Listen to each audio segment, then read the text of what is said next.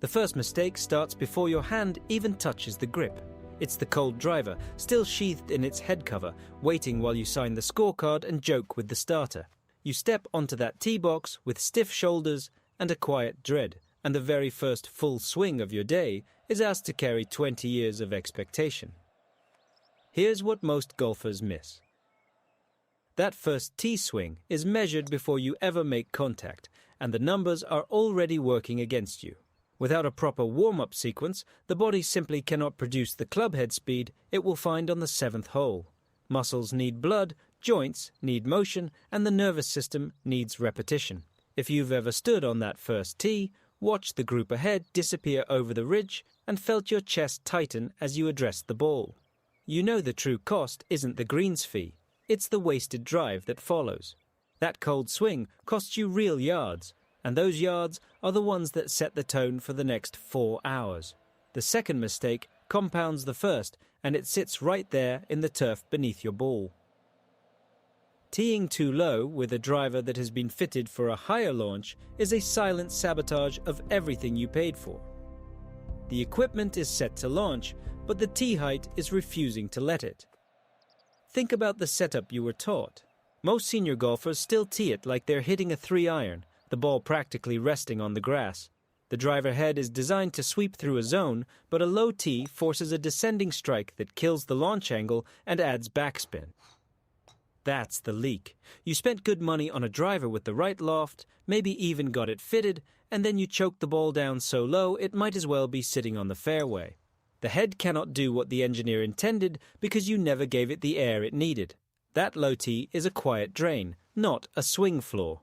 It turns a fitted driver into an expensive decoy.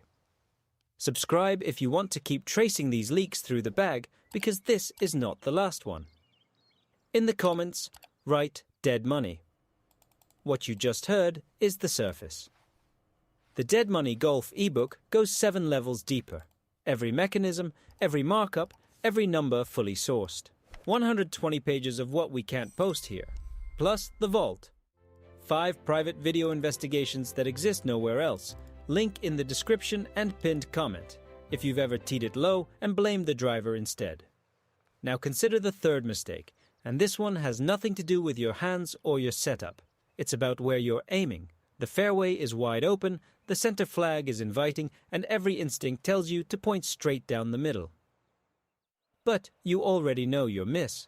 You've known it for years. The senior golfer's most reliable data is stored in memory, not in a launch monitor. You know that your bad shot drifts right, or that your tendency under pressure is to pull it left. Yet on the first tee, you aim at the center and hope, instead of aiming at the center of your miss pattern. Course management is a forgotten principle. The smart play is to aim at the left edge of the fairway if your miss is right, or the right edge if your miss is left. That way, your average shot finds grass and your good shot finds a better angle. The center is a trap for the hopeful. The fourth mistake is the loudest one, the one you can feel in your pulse before you ever address the ball. It's the rush. The group behind is waiting, the starter is watching, and the silence of the tee box feels like a spotlight. So you hurry through your routine, or skip it entirely. Performance data on first tee anxiety shows that rushed swings are measurably faster and less controlled. Your tempo compresses, your backswing shortens, and the whole sequence accelerates into that steep, desperate move that sends the ball skidding into the rough. You're not nervous because you're old. You're losing yards because you're rushed. The fifth mistake is the one nobody tells you about because it hides in plain sight. It's the conditions you never checked. Wind direction seems obvious, but what it does to a senior ball flight is different from what it does to a younger player's. Your ball speed is lower, your spin is higher, and the ball hangs in the air longer. Crosswind is a senior golfer's quiet enemy. That longer hang time gives the wind more seconds to push the ball offline, and a 10-yard drift becomes a 20-yard miss. You aimed at the center, accounted for your usual draw, and never noticed that the flag was already bending sideways before you swung. The flag bending sideways before you've even pulled the club is free information, and it's the kind of detail that separates a smart round from an expensive lesson. Yet most players will step up, check their grip, and completely ignore the one variable they cannot overpower. The flag bending sideways before you swing is free information, and most players hand that information straight back to the course. Subscribe so you never miss the next quiet leak, because these are the details that decide how much of your money stays in your pocket. In the comments, write dead money. What you just heard is the surface. The Dead Money Golf ebook goes 7 levels deeper. Every mechanism, every markup, every number fully sourced. 120 pages of what we can't post here. Plus the vault, 5 private video investigations that exist nowhere else. Link in the description and pinned comment. If you have ever noticed that flag moving and swung your stock shot anyway, then tell me where the ball finished offline. That 5th leak is the quietest because it feels like bad luck. You made a good swing, you hit your number, and the ball still ended up in the trees. But it wasn't luck at all. It was a calculation you skipped, and the course collects that tax every single time. Now here's what ties all 5 of these together, and this is where the system reveals itself. Every one of those mistakes feels like a personal failure, a crack in your technique that you need to fix with more practice, more lessons, and more equipment. Take a breath and look at the pattern instead. The cold swing, the low tee, the hopeful aim, the rush, the ignored wind. Every single one of them pushes you toward a worse score, and a worse score pushes you toward the pro shop with your wallet already open. That's the loop the industry built. You don't buy a new driver because you're happy with your game. You buy it because that hook off the first tee convinced you that your current one is broken, when the real problem was standing on a cold muscle with a compressed swing. So the forgotten principle here is simple, and it has nothing to do with your equipment. It's about the order of operations. The fix for the first tee leak is not a better club. It's a better sequence of events. Walk onto that tee box with your body ready, not your credit card.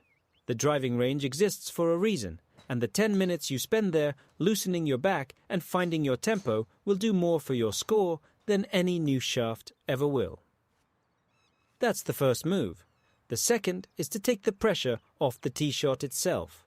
Remind yourself that this one swing does not define your round, and that the group behind you is not judging your backswing. You know this already.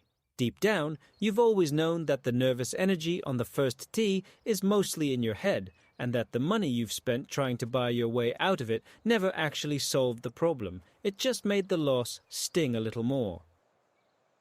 The counter principle is to play the game you actually have, not the one you wish you had. Aim at the part of the fairway that suits your real ball flight, tee it up at the height your driver was designed for, and give yourself time to breathe. Take a practice swing that means something. Notice the wind and respect it. And when you finally step up to hit, let the swing be the result of all that preparation, not a desperate attempt to rescue a moment you already decided was doomed. That's the whole secret, and it's been hiding in plain sight. The first tee driver mistake was never about your technique failing you. It was about the system convincing you that you needed to buy your way out of a problem that money was never going to solve. Walk away from that tee box knowing you beat the game before you even swung. The yardage is still there, the fairway is still waiting, and the only thing that changed is that you're not carrying the weight of an expensive mistake into the next hole. That feeling of walking off the first tee without the weight of an expensive mistake is the exact thing the industry never wanted you to find. Subscribe now so that the next time the game tries to sell you a cure, you recognize the play before your wallet does. In the comments, write dead money. What you just heard is the surface. The Dead Money Golf ebook goes 7 levels deeper. Every mechanism, every markup, every number fully sourced. 120 pages of what we can't post here. Plus the vault, 5 private video investigations that exist nowhere else. Link in the description and pinned comment. And tell me what you spent trying to fix those first tee nerves before you ever realized the swing was never the problem. It'll be waiting for you again in a few days, that first tee. And the question is whether you show up with a looser back and a clearer head, or with the same old routine and a card that's already nervous. That is a choice the industry hopes you never make. The quiet amusement in all of this is that the cure was never in a display case. It was in the small, unglamorous habits you already know how to do, the ones that cost nothing and ask only for a little patience before the pressure arrives. So the next time you stand on that tee, let the driver stay in the bag a moment longer. Feel the dew under your shoes. Hear the birds settle back into the trees. And remember that the only opponent you ever needed to beat was the voice telling you that a purchase would fix what only preparation could. The next time someone asks why you're not buying the latest release, you'll have an answer they won't expect. You'll smile, tap the grip of the club you already own, and mention that you've been doing some math on what actually moves a scorecard. That quiet confidence is worth more than any unboxing video. The game was never about outspending your playing partners. It was about outthinking the very system that wants you to believe a new driver will erase a flaw that lives in your routine, not in your bag. The tech is impressive, sure, but it was never the missing piece. You've carried the weight of that expensive mistake into too many second holes already. Today, you leave it on the first tee, right where it belongs, next to the dew and the birds and the sound of a morning that hasn't asked you for a single penny yet. All it ever wanted was 5 minutes of your patience before the pressure arrived, and the fairway that's been waiting for you all along, ready to reward a swing that finally trusts the preparation behind it.